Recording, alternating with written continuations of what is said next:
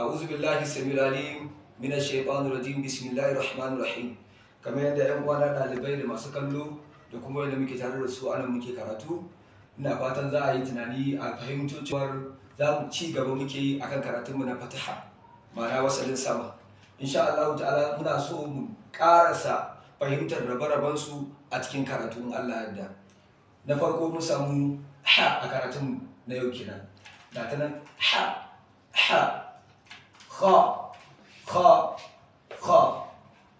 da ba ta zuwa tsakiya, da za ba ta zuwa tsakiya, za ra za karkace za ko zuwa wani abu makamancin haka, ita daban sunanta yake. Za so wannan kenan insha Allah ta'ala. Kamar yadda kuka gani yanzu a haka zan sake maimaitawa. Ha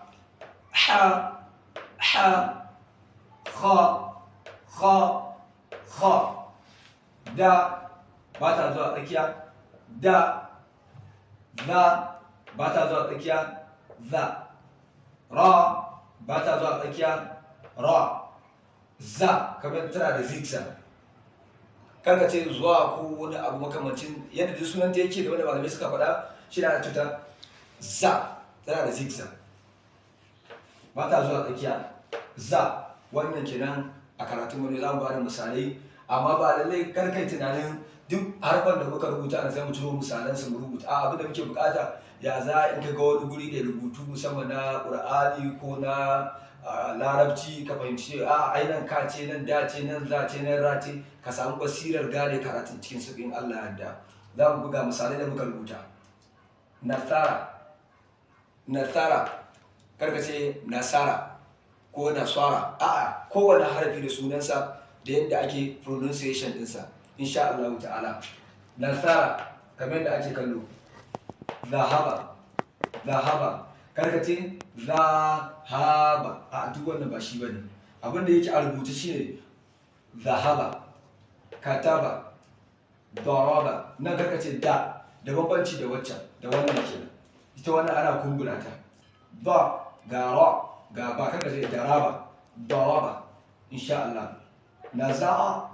Naza'a wannan kenan.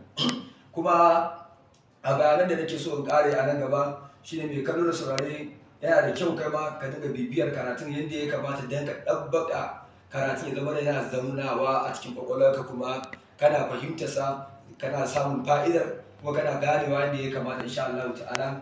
Kuma kamar yadda kuke gani masu kallo da saurare, wannan program ko kuma wannan feji na karatu da muka kirkiro shi, mun kirkiro da manufar taimaka ƴan uwa ɗalibai masu buƙata irin mu insha Allah ta'ala, kamar yadda muke da buƙatar karatun.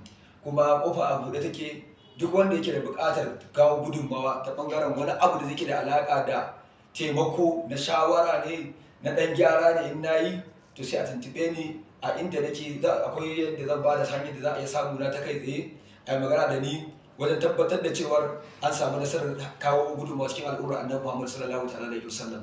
Kuma duk da haka ina cigaba da cewar wannan karatu muna yin sa ne don mu taimaka junanmu. Idan ka ga haɗu da wannan bidiyo na, ka yi ƙoƙarin ka yi liking, ka yi share, ka yi following dina, domin ƴan uwa waɗanda ba su gani ba su ma su gani su amfana. Kuma daga ƙarshe na muku fatan Allah Ubangiji subhanahu wa ta'ala ya sa mu kyakkyawan ƙarshe, Ubangiji subhanahu wa ta'ala ya sa mu cika da imani, Allah ya ƙara mana san fiye halitta, Allah ya ba mu albarkacin ƙwari. Wassalamu alaikum wa rahmatullahi ta'ala wa barakatuh.